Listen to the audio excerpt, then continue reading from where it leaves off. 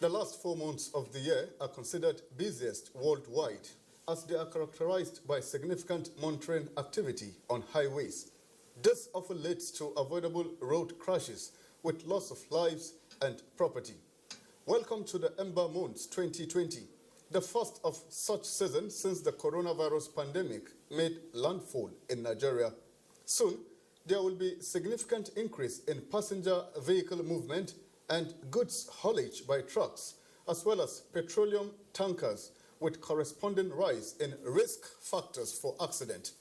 How can we sustain measures to reduce road crashes and at the same time encourage compliance with COVID-19 safety protocols to flatten the curve of the invisible enemy? This is our focus this afternoon on Panorama from NTA Maiduguri Network Center. I am Abubakar Muhammad Musa.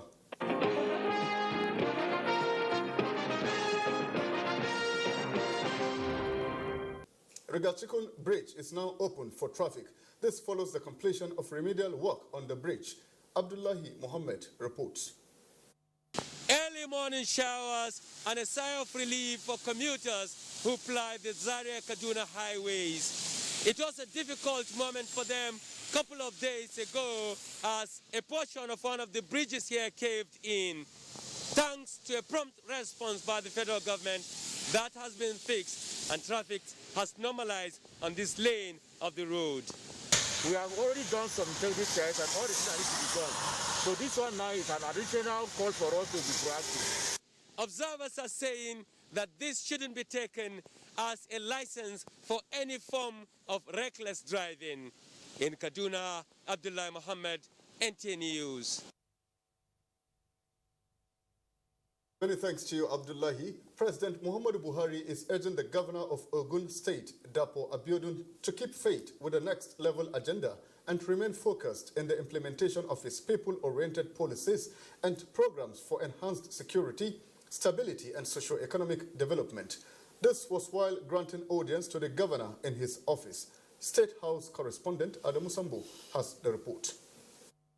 Governor Dapo Abiodun was in the State House to present to President Muhammadu Buhari the first copy of a compendium which chronicles his genuine efforts at transforming the Gateway State for a sustainable future in his first year in office. The governor used the opportunity to inform the Nigerian leader of the desire of his administration to reconstruct the federal route leading to what he called the nation's biggest industrial hub, the Agbara Industrial Estate. This route has continued to become an embarrassment, not just to us in Ogun State, but the entire country. This place is important to us for the economic survival of our state and the country at large. We have decided to intervene in this road ourselves as a state. I wanted Mr. President to know that we are going to have to construct that road at our expense, and I wanted him to inform the Federal Ministry of Works that we will be doing so, and we will also be making demands on them for a full refund of the construction of that road. He also reminded the president of the earlier request by Ogun and Lagos state governments to take over and commercialize the Lagos-Ota Abeokuta road. The federal government cannot afford to build all the roads at the same time. We can take that burden off the federal government. And I'm glad to say that Mr. President was very pleased with these discussions and these applications, and he's promised to see what he will do to give us the necessary support so that, this can also help us in the economic upliftment of our region. It was also an opportunity for Governor Abiodun to give his impression of President Muhammadu Buhari. Mr. President is so meticulous, he's so methodical, he's extremely organized. And at any point in time, any governor wants to see the president, all you have to do is ask, and the president will give you audience. He will give you audience, he will take notes. And for those of us that know the president, he's someone who believes in constituted authority. So when a governor says, these are my problems, the president takes it to heart and he follows through with it. One cannot ask for a better captain of our ship. That is what I have seen in Mr. President, and that is what I probably think that most people will not know, because Mr. President is not a man of many words. The governor described the recent increase in the pump price of petrol as well as electricity tariff as inevitable. From the State House, Adamu Sambu, NTA News. President Muhammadu Buhari has directed the Federal Ministry of Agriculture to release 5,000 tons of grain of maize from the National Strategic Reserve to poultry farmers. The directive was conveyed to the Minister of Agriculture and Rural Development, Muhammadu Sabo Nanono, in a letter from the Chief of Staff to the President, Professor Ibrahim Gambari. The minister says the grain will be released to the poultry farmers at the rate of 90,000 naira per meter tons, as against current market price of 170,000 naira. Nanono assured that the ministry will immediately comply with the presidential directive in order to salvage the huge investment of about 10 trillion naira in the industry. The Agro Rangers initiative by the federal and Borno state government is part of effort to resuscitate agricultural activities by protecting farmers on their farmlands to support Governor Babagana Umar Zulum's resettlement drive aimed at returning the IDPs to their livelihood, which is farming. The Agro Ranger security patrols around farming communities was necessitated by the constant attacks on farmers, a threat to resumption of agricultural practice in many parts of Borno state affected by the insurgency. Memuna Garba reports. To ensure successful implementation of Back to Farm project, the Agro Rangers initiative by Borno state government commenced with the support of security operatives patrolling farmlands across the state. The lead security organization in this operation is the Nigerian Security and Civil Defense Corps, assisted by hunters, vigilantes, and members of the civilian JTF. To shed light on the Agro Rangers activities so far, I have with me the State Commandant of Nigeria Security and Civil Defense Corps, Abdullahi Ibrahim. Sir, what are the successes recorded by the Agro Rangers initiative, and has it encouraged more IDPs and returnees to go back to farm? Definitely, Agro Rangers has done a lot. In 2017, we had cases where 142 farmers were killed, 72 kidnapped from all the axes we are operating. In 2018, the same thing, 142 killed and 83 kidnapped. But since the inauguration of Agro Rangers in Borno State, we started having results.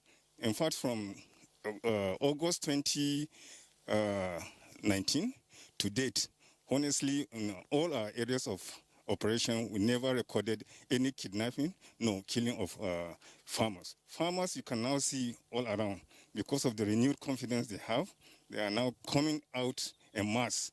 In fact, as at last year, we recorded over 5,000 farmers who came out and planted and also made good harvest. And this year, we believe that the harvest will multiply. And then the challenges we are having is that up to now, some of them don't listen to the advice we give them.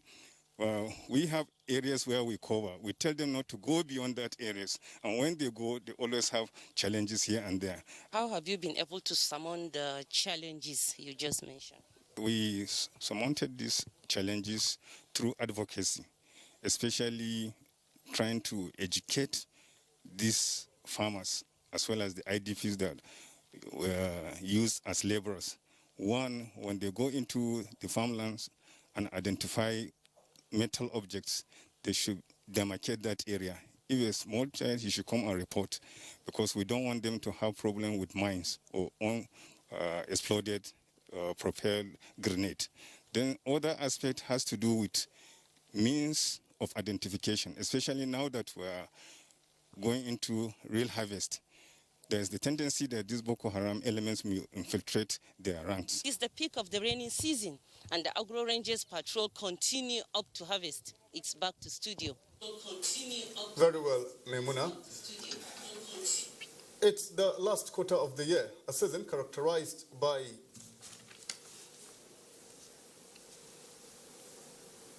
I take that again. It's the last quarter of the year, a season characterized by high volume of vehicular movement on the Nigerian highway.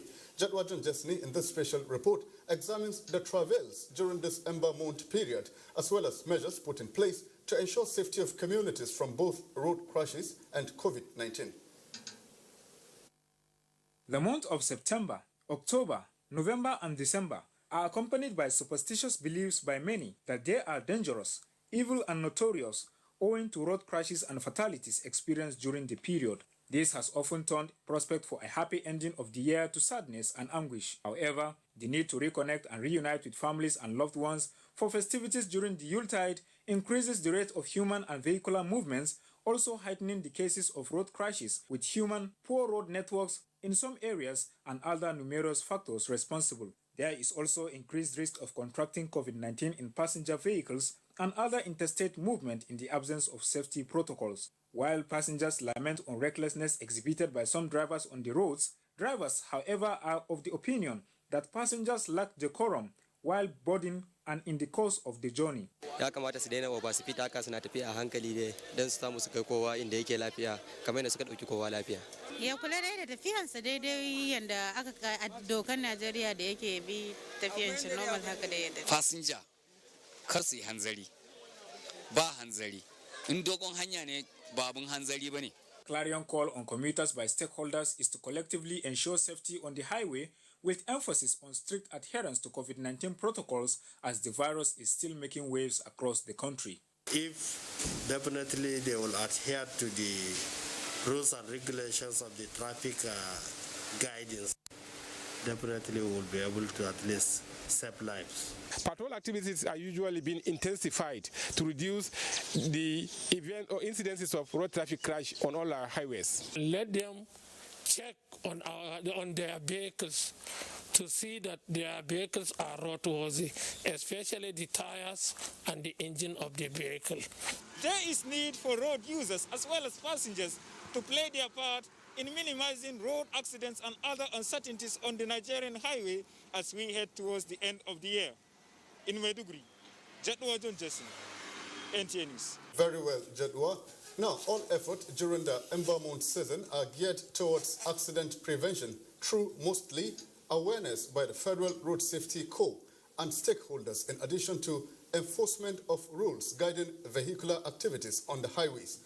Now that coronavirus pandemic is still around with potentials for increased community spread through interstate movement, it becomes necessary for a twin measure to prevent both road crashes and risk factors for spike in cases of COVID-19.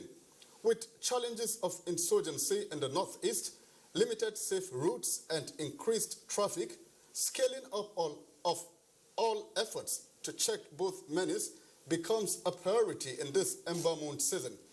With me in the studio to discuss this issue is the Borno State Commander of Federal Road Safety Corps, Sanusi Ibrahim Kiri. Sir, it's a pleasure to have you join us on Panorama this afternoon. Thank you very much, the presenter. All right, okay. What are your plans for this year's Ember Month campaign, especially with COVID-19 and uniqueness of your location that has suffered from years of insurgency? Actually, when we said Ember Month has been categorized, or it has been characterized by traveling in a large number of, when we say a large number of volume of traffic all over the country. So in order to curtail the menace of road traffic crashes during this period, we already have a proactive measures in order to ensure that this year Ember Month is free from road traffic crashes. So our men have been will be deployed in strategic location where they will control traffic.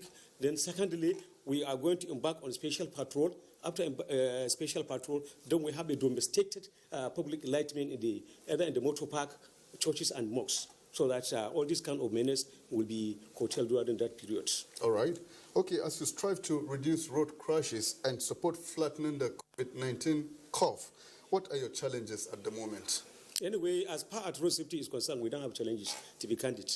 Before they embark on patrol, we have to ensure that there is what we call pre-patrol briefing, where the patrol team will be briefed on the danger of COVID-19. And they have to ensure that they follow all the COVID-19 protocols, where they have to put their face mask. They have to ensure that they went patrol with a gallon of water and the detergent. All the patrol has a sanitizer where they can use it in order to prevent themselves from the virus. All right.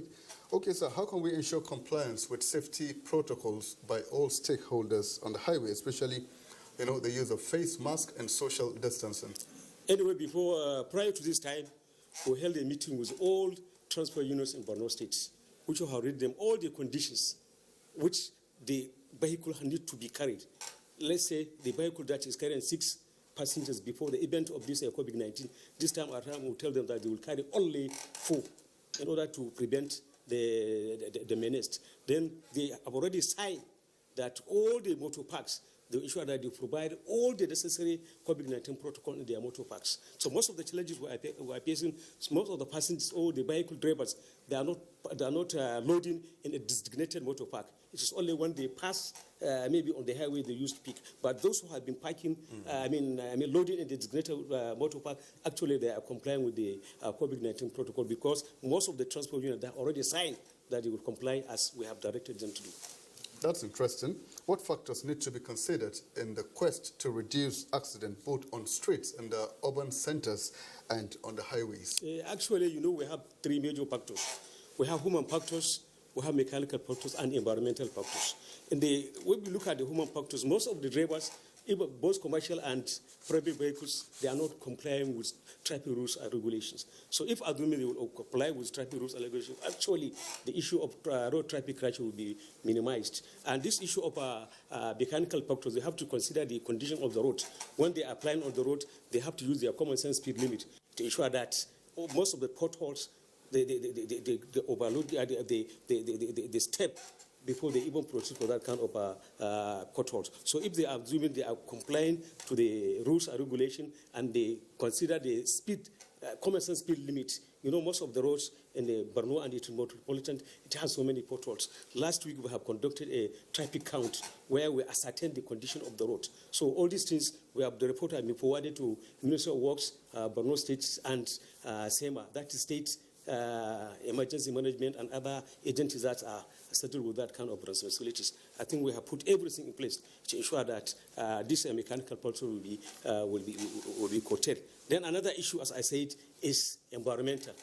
This time around we are in the weather season where we are experiencing a lot of heavy rain and there's a cloud and this. So all of these we have already informed the general public that they should comply with all these human, mechanical, and environmental factors so that they can ensure that they move smoothly so that we cannot have road traffic crash during their movement both in the town and the highways.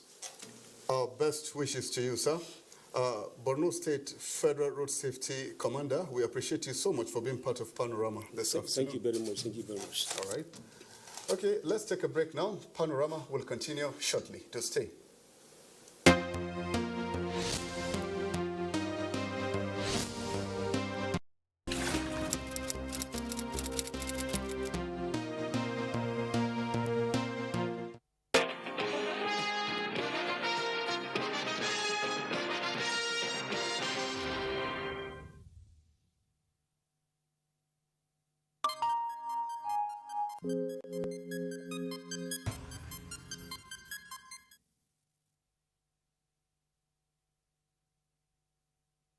We're back on Panorama.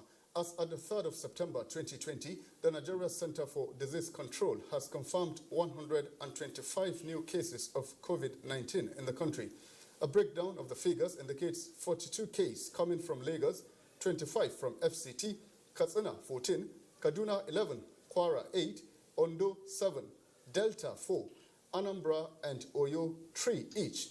Edo, Ogun and Oshun had 2 cases each, while Cross River 1. This brings the total number of cases recorded in the country to 54,588. Discharged cases are up by 42,627, while deaths are 1,048. Moving on now, the Northeast Development Commission is to partner University of Maiduguri to address root causes of insurgency in the region by ensuring teaming unemployed youth acquire entrepreneurial skills. This came to the fore when Vice Chancellor of University of Maiduguri visited the Managing Director, Northeast Development Commission, to present him the institution's development proposal. Memuna Garba now reports. The partnership between Northeast Development Commission and University of Maiduguri is targeted at addressing some of the root causes of insurgency by engaging youth in meaningful ventures, as most of them had their educational pursuits interrupted due to Boko Haram insurgency. It is also to tackle violent extremism in the region through seminars, workshops, and counseling. The partnership will no doubt help transform and develop the region which is considered the least developed zone in the country. Managing Director, Northeast Development Commission, Mohammed Goni Alkali, assured to work together with the university, promising to sponsor youths acquire entrepreneurial skills. I want to assure you that we are going to look at this area critically and pick those who can do immediately, and those who can do in the midterm, and those who can do in the long term, based on constrained resources. Vice Chancellor, University of Maiduguri, Professor Aliu Shugaba, reiterated that the institution is open to partnership in any area. While handing over the university's development proposal to the managing director, the VC appealed for intervention in the institution's quest to address the challenges of violent extremism, construction of structures for conference and lecture halls, among others. The Center for the Study of Violent Extremism of the University of Maiduguri will be immensely grateful if the Northeast Development Commission can graciously intervene. The VC further said the university is also ready to assist in the training and research needs of the commission.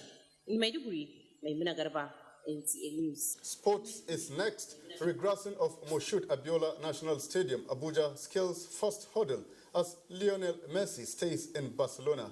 Tamara Ebiwe has more on Sports Update.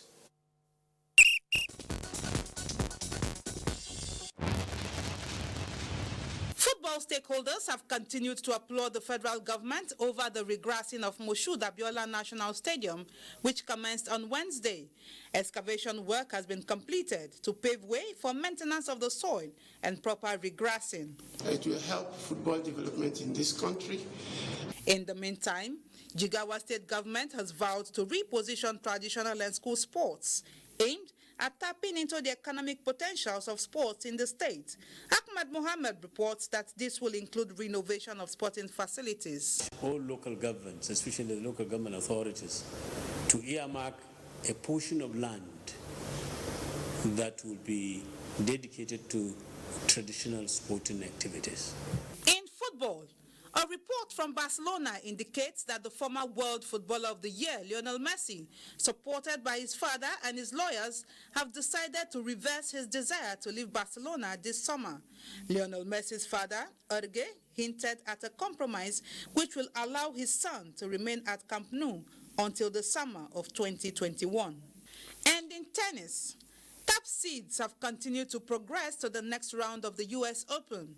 World number 1 Novak Djokovic defeated Britain's Kyle Edmund 6-7, 6-3, 6-4, 6-2 to book a ticket to the third round. Meanwhile, top seed Karolina Pliskova was knocked out by France's Carolina Garcia. Tamara Ebiwe, NTA News. It's on Panorama this afternoon from the studios of NTA Maiduguri Network Center. Do have a nice day.